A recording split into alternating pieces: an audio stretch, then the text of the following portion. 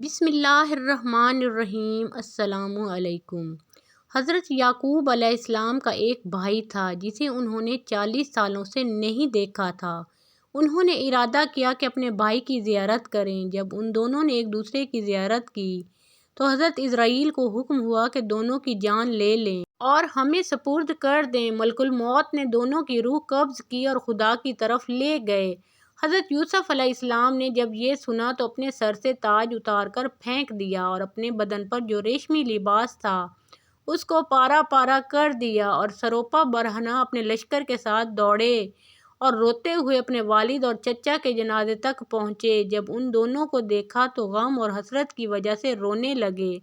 سر اٹھایا اور روتے ہوئے حسرت سے آسمان کی طرف دیکھا۔ یکا یک آسمان کے دروازے کھلے اور انبیاء کی روحیں اور فرشتے ان کی روح کے استقبال کے لیے آئے۔ حضرت یوسف نے عالم ارواح کو دیکھا جو نور سے مزین تھی۔ فرشتوں نے نثار رحمت کو ہاتھوں میں لیا اور ان کو یعنی حضرت یعقوب اور ان کے بھائی کو دنیا سے لیا اور غسل دیا۔ ان دونوں کو بیت المقدس میں ایک قبر میں دفن کیا۔ پس جب حضرت یوسف علیہ السلام دفن سے فارغ ہو چکے تو دوبارہ مصر آئے۔ خود کو دیکھا، 4 غموں نے ان کو لپیٹا ہوا تھا۔ ایک یتیمی کا دکھ، دوسرا غریبی کا درد و غم، غریبی یعنی غریب الوطنی، تیسرا باپ کی جدائی کا غم اور چوتھا چچا کی جدائی کا غم۔ ان غموں کو برداشت کرنے کی طاقت نہیں تھی۔ جب رات ہوئی دریائے نیل کے کنارے گئے، مصلی بچھایا، اخلاص کے ساتھ کھڑے ہوئے اور رات سے دن تک نماز پڑھی۔ آخر میں کہا، اے خدا، تو نے بھائیوں کے مکر سے بچایا، عورتوں کے شر سے خبردار کیا اور زندان سے باہر نکالا اور حکمرانی دی، رسالت اور نبوت کا لباس پہنایا، علم و حکمت سکھایا۔ یہ دنیا باقی نہیں رہے گی، میری ایک دعا ہے، قبول کر لے اور اس عالم سے، اس دنیا سے مجھے مسلمان باہر نکال اور میرے آباء و اجداد کی صحبت عطا کر۔ جبرائیل آئے اور کہا، اے یوسف، خداوند متعال نے آپ کو سلام بھیجا ہے اور کہا ہے تمہارے والد اور چچا کی عمر ختم ہو گئی تھی۔ جب ایک دوسرے سے ملے تو مہلت نہیں ملی کہ ایک دوسرے سے بات کریں، دونوں کی جان لے لی گئی۔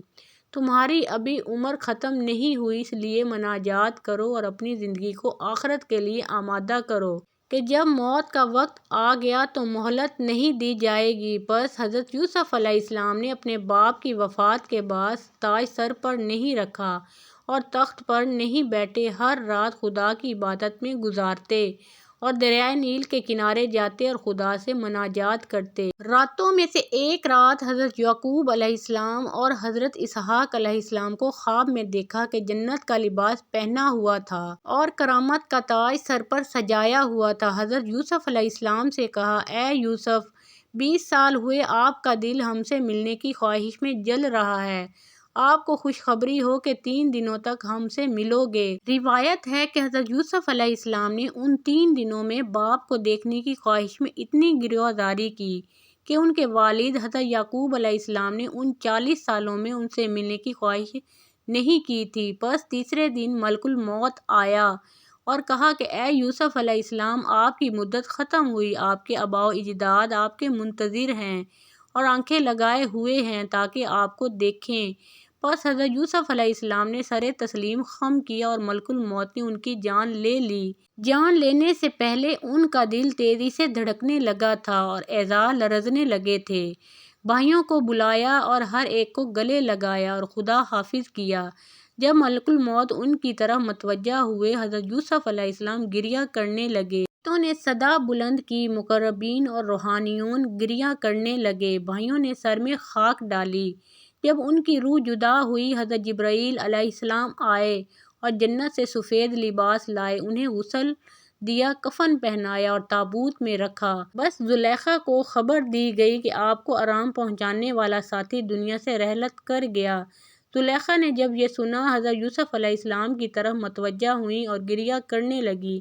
جب تابوت تک پہنچی، تابوت کو لیا اور کہا، اے یوسف، یہ تم ہو جو اتنی جلدی مجھ سے دور ہو گئے ہو؟ یہ تم ہو جو اچانک میری صحبت سے چلے گئے ہو؟ اپنا سر تابوت سے مارا اور بے ہوش ہو گئیں۔ 3 دن اور رات بے ہوش رہیں۔ جب ہوش میں آئیں، نوحہ کرنے لگیں اور کہا، جانتے ہو حضرت یوسف نے آخری وقت اور رحلت کے وقت کیا کہا؟